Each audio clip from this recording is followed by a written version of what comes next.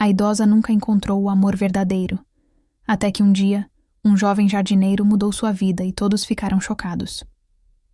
O sol da manhã aquecia meu rosto, um calor suave que parecia penetrar até a alma. O cheiro de terra molhada e de jasmim recém-aberto enchia o ar, uma fragrância que se tornara o perfume da minha nova vida. Ao meu lado, Renan sorria, seus dentes brancos brilhando em contraste com a pele bronzeada pelo trabalho diário sob o céu aberto. Ele apontou para um pequeno broto de rosa que finalmente ousara desabrochar, e sua alegria era tão pura, tão contagiante, que não pude deixar de sorrir junto.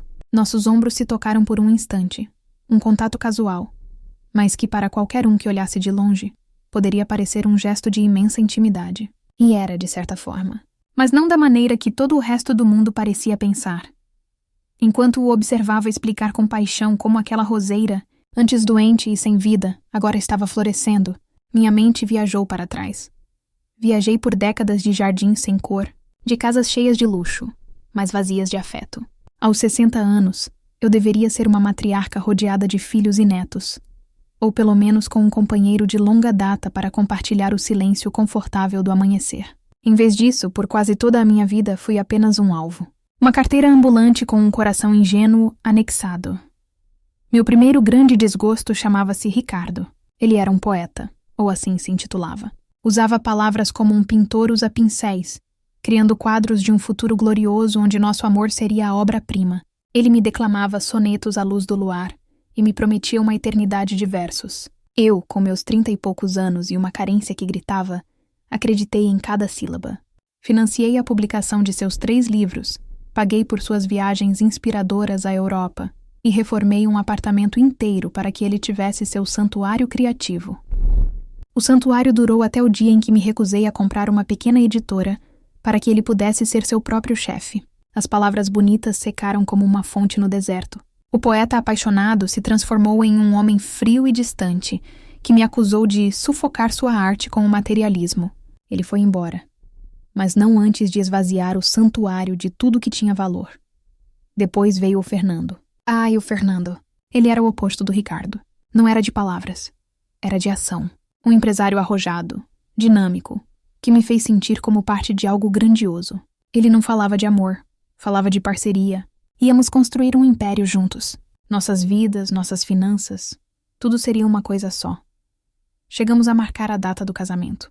Os convites foram enviados, o vestido caríssimo pendurado no meu closet. Faltando uma semana para a cerimônia, meu advogado, um velho amigo do meu falecido pai, me chamou para uma conversa urgente. Ele havia feito uma investigação por conta própria, desconfiado da pressa de Fernando em assinar os papéis da união de bens. Descobriu que o império de Fernando estava à beira da falência. O casamento não era uma parceria, era um resgate. Ele estava se afogando em dívidas e planejava usar meu patrimônio como boia de salvação. Confrontei-o. Ele não negou. Pelo contrário, tentou me convencer de que era um investimento estratégico. Com o seu capital e a minha visão, nós podemos dar a volta por cima, querida, ele disse, com a mesma calma com que pedia o café da manhã.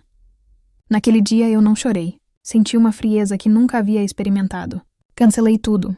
Perdi o dinheiro dos preparativos da festa, mas salvei o que restava da minha dignidade.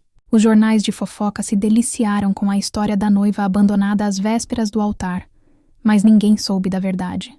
Eu preferi o papel de vítima ao de tola. Houve outros, claro. Namoricos mais curtos, flertes que terminavam assim que eu dizia não a um pedido de empréstimo para um negócio infalível, ou quando me recusava a presentear com um carro importado.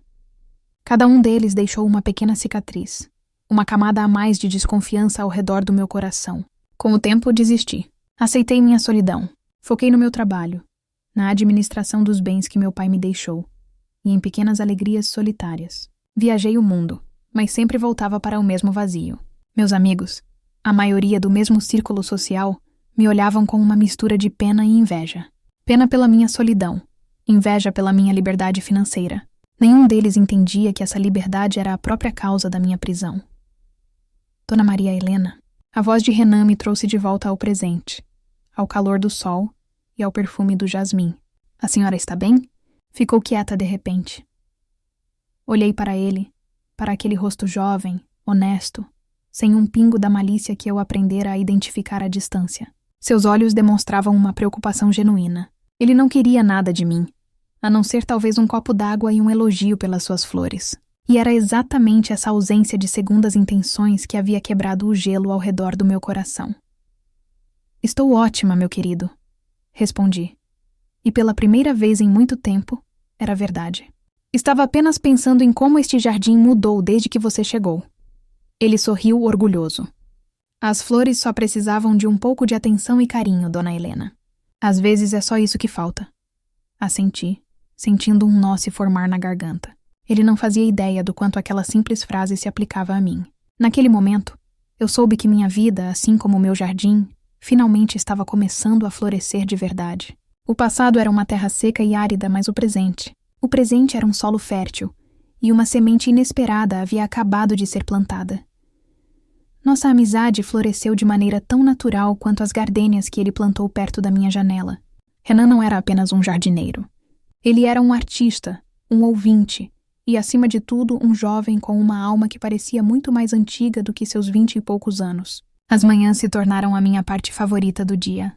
Eu preparava um café forte, cortava fatias generosas de bolo de fubá, e nos sentávamos na varanda. Eu em minha poltrona de vime, ele nos degraus, com as mãos ainda sujas de terra. Ele me contava sobre seus sonhos. Queria estudar paisagismo, talvez até botânica. Falava sobre as plantas como se fossem pessoas, cada uma com sua personalidade, suas manias, suas necessidades. A samambaia é meio dramática, Dona Helena. Se a gente esquece de regar um dia, ela desmaia. Já o cacto é resiliente. Aguenta o tranco. Mas se a gente dá carinho demais, água demais, ele apodrece por dentro. Eu ouvia, fascinada, não apenas pelas suas palavras, mas pela pureza que emanava delas. Ele não tinha a ambição desmedida que eu vira em tantos outros homens. Sua ambição era simples: fazer a beleza brotar da terra.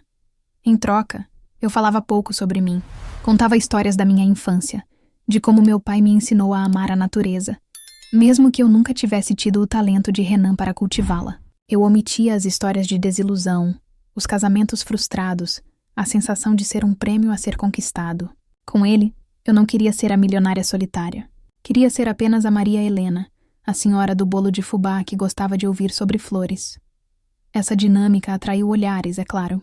Minha empregada, Lúcia, que estava comigo há quase 30 anos e já tinha visto muitos pretendentes entrarem e saírem pela minha porta, me observava com uma sobrancelha arqueada. Meus vizinhos do outro lado da cerca viva, que Renan deixara impecável, cochichavam quando nos viam rindo na varanda. Eu sabia o que eles pensavam. A velha rica e o garotão bonito. Era um roteiro clichê, e eu não podia culpá-los por pensarem o óbvio. Afinal, a minha vida até ali tinha sido uma sucessão de clichês tristes. Um dia, enquanto ele podava uma laranjeira, Renan mencionou seu pai. Meu pai ia adorar esse pomar. Ele que me ensinou tudo. Dizia que a terra nunca mente pra gente. Se a gente cuida dela, ela sempre nos dá o melhor de volta. Havia uma admiração tão profunda em sua voz que despertou minha curiosidade. E onde ele está? Trabalha com jardinagem também? E perguntei, tentando parecer casual. Renan parou o que estava fazendo e limpou o suor da testa com as costas da mão. Ele teve um acidente há uns anos, numa obra. Machucou feio a coluna. Hoje em dia, ele mal consegue andar pelo quintal de casa. Mas a cabeça dele continua a de um mestre jardineiro. Ele fica me dando as ordens de longe, da janela da cozinha. Ele disse com um sorriso triste, mas cheio de carinho. Aquilo me tocou. A imagem daquele homem, um mestre jardineiro aprisionado em seu próprio corpo, olhando o filho continuar seu legado, era poderosa. E me fez ver Renan com ainda mais admiração. Ele não trabalhava apenas para realizar seus próprios sonhos, mas para honrar o do pai. Eu gostaria de conhecê-lo um dia, eu disse, e a frase saiu antes que eu pudesse contê-la. Renan abriu um sorriso largo. Ele ia adorar Dona Helena. Mas já sabe como é? Ele é meio bicho do mato. Ficou um pouco amargo depois do acidente. Não gosta muito de visita. Talvez ele abra uma exceção para uma senhora que adora bolo de fubá e histórias de jardinagem. Eu insisti, gentilmente. E foi assim que, numa tarde de sábado, Renan me levou para conhecer sua casa. Era uma casinha simples, num bairro operário, mas o jardim da frente era uma obra de arte. Mesmo em um espaço pequeno, Havia uma harmonia de cores e formas que revelava a mão de um especialista. E lá, sentado numa cadeira de rodas na sala, com a janela aberta para poder sentir o cheiro das suas plantas, estava Renato. Se os olhos de Renan eram a personificação da esperança e da juventude, os de Renato eram a personificação da resiliência. Eram olhos fundos, marcados por uma dor física que eu só podia imaginar, mas que continham uma inteligência e uma vivacidade que o acidente não conseguiu apagar. Ele era mais velho, talvez uns 5 anos mais que eu, com cabelos grisalhos e mãos grossas e calejadas, mesmo que não pudessem mais cavar a terra. A conversa começou tímida. Ele era de fato um homem de poucas palavras, mas quando comecei a perguntar sobre as orquídeas raras que ele cultivava na varanda dos fundos, seus olhos brilharam. Ele começou a falar, a explicar as particularidades de cada espécie, os segredos para a floração, as pragas que as ameaçavam. Renan sentou-se ao nosso lado, quieto, apenas observando, feliz em ver o pai se abrir daquela maneira. Eu não sei dizer exatamente quando aconteceu. Talvez tenha sido quando ele descreveu como o perfume da dama da noite o fazia lembrar da sua falecida esposa. Ou talvez quando ele me olhou, não como a dona Maria Helena, a patroa do meu filho, mas como uma mulher que compartilhava da mesma paixão que ele. Naquele olhar não havia interesse, não havia cálculo. Havia apenas reconhecimento. Ele via a amante de jardins, não a conta bancária. Passei a tarde inteira lá. Comemos pão caseiro que um vizinho trouxe e tomamos café coado na hora. Falamos sobre podas, adubos, sobre a lua certa para plantar e a melhor forma de combater pulgões. Quando o sol começou a se pôr, pintando o céu com tons de laranja e rosa, eu senti uma paz que não sentia há décadas. Ao me levar para casa, Renan estava radiante. Eu nunca vi meu pai falar tanto com alguém que ele acabou de conhecer. Acho que o santo de vocês bateu, dona Helena. Eu sorri, sentindo o calor daquela tarde ainda no meu peito. Seu pai é um homem extraordinário, Renan. Naquela noite eu não me senti sozinha. Pela primeira vez em muito, muito tempo, eu tinha a sensação de ter encontrado alguém que falava a mesma língua que a minha alma. Uma língua que não era feita de palavras bonitas ou promessas de negócios, mas de terra, de raízes e da paciente espera por uma flor desabrochar. Minhas idas à casa de Renato se tornaram o eixo em torno do qual minha semana girava. As manhãs ainda eram de Renan, do meu jardim, dos nossos cafés na varanda. Mas as tardes eram de Renato. Eram o meu segredo, o meu santuário. Eu chegava por volta das 2, sempre com alguma desculpa.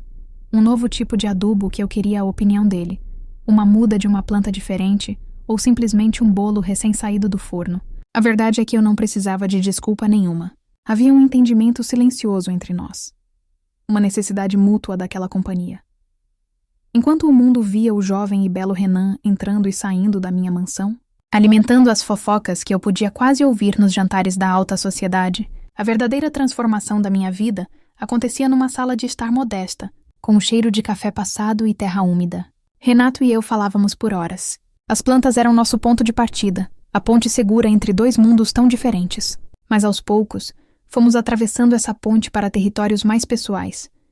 Ele me contou sobre sua esposa, Helena, que partiu cedo demais, levada por uma doença repentina. Falou de como ele via a força dela no filho, Renan. A Helena era assim, sabe? Não tinha tempo ruim. Acordava cantando, mesmo com as contas se acumulando. O Renan puxou isso dela, essa alegria teimosa. Ele falava do passado sem amargura, com uma saudade doce que me comovia. Pela primeira vez na vida, eu me senti segura para falar das minhas próprias cicatrizes. Não entrei em detalhes sórdidos sobre o dinheiro e os enganos, mas falei do vazio. Eu passei a vida inteira sentindo que as pessoas olhavam através de mim. Confessei um dia, enquanto o ajudava a reenvasar uma pequena violeta. Elas não viam a Maria Helena, viam uma oportunidade. Então eu construí muros, sabe? Muros altos para ninguém mais conseguir entrar. Renato parou o que estava fazendo e me olhou, com aqueles olhos que pareciam enxergar a alma. Ele tocou minha mão. Um gesto rápido, quase imperceptível, mas que enviou um calor por todo o meu corpo. Os melhores jardins são os que têm muros, ele disse com a voz rouca. Protegem as flores mais delicadas do vento forte. O problema não são os muros, Maria Helena. O problema é nunca mais abrir o portão. Naquele dia, eu senti meu portão enferrujado por décadas de abandono, começar a ranger ia se abrir. A relação com Renan também mudou, mas de uma forma diferente. Ele se tornou de fato o filho que eu nunca tive. Ele me contava sobre suas paqueras, pedia conselhos, reclamava das contas. Eu o ajudava com os livros para seus estudos de paisagismo, mas não como um cheque em branco. Eu comprava os livros e pedia que ele me explicasse os capítulos mais difíceis. Era uma troca. Ele me dava sua juventude e sua energia. Eu lhe dava a minha experiência e, claro, um empurrão financeiro que ele aceitava com a mesma naturalidade com que aceitava um pedaço de bolo. Dona Helena, a senhora nem imagina o que a vizinha do 302 me perguntou hoje. Ele disse um dia, rindo, enquanto carregava sacos de terra para o carro. Ela está te pagando bem, meu filho. Uma senhora rica como ela deve ser bem generosa. Eu só sorri e disse que a senhora me pagava com os melhores bolos da cidade. Nós dois rimos. A fofoca era uma sombra engraçada que nos seguia, mas que não tinha poder para nos tocar, porque a verdade da nossa relação era tão diferente, tão mais profunda do que aquelas mentes pequenas podiam conceber. Eles viam um romance improvável. Nós vivíamos uma amizade genuína e uma relação familiar que se formava. O amor por Renato não chegou como uma tempestade, como nos livros que eu lia na adolescência. Ele chegou como a chuva fina que molha a terra devagar, sem alarde. Até que um dia você percebe que tudo ao redor está mais verde, mais vivo. Foi numa tarde chuvosa. A dor na coluna de Renato estava mais forte, e ele estava quieto, olhando a água escorrer pela janela. Eu fiquei ao seu lado, em silêncio, apenas fazendo companhia. Não havia necessidade de palavras. Depois de um longo tempo, ele virou o rosto para mim.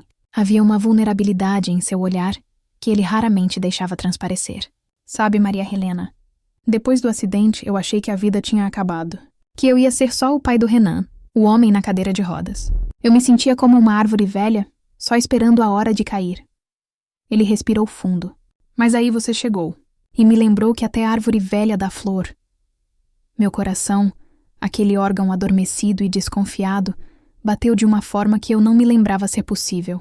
Estendi minha mão e segurei a dele. Suas mãos eram ásperas, marcadas pelo trabalho de uma vida inteira, mas o toque era o mais gentil que eu já havia recebido. Nós dois éramos jardins abandonados, Renato. Eu sussurrei. Acho que só precisávamos de um jardineiro que entendesse a nossa terra. Ele apertou minha mão. E naquele aperto, naquela sala simples com o barulho da chuva lá fora, eu soube. Demorou 60 anos. Demorou uma vida inteira de enganos, de solidão, de muros e de portões fechados. Mas ali, segurando a mão de um homem que via minhas flores e não meu ouro, eu finalmente estava em casa. Eu era amada, não por aquilo que eu tinha, mas por aquilo que eu era. E pela primeira vez, eu estava de verdade e sem medo completamente feliz. A vingança contra o meu passado não seria um ato de raiva, mas um ato de felicidade. A maior afronta que eu poderia fazer àqueles que me usaram era simplesmente ser feliz de ver o zumbido das abelhas nas lavandas era a trilha sonora das minhas tardes. A vida havia encontrado um ritmo novo, uma melodia suave e constante que embalava meus dias. Eu tinha um filho do coração em Renan e um amor sereno em Renato.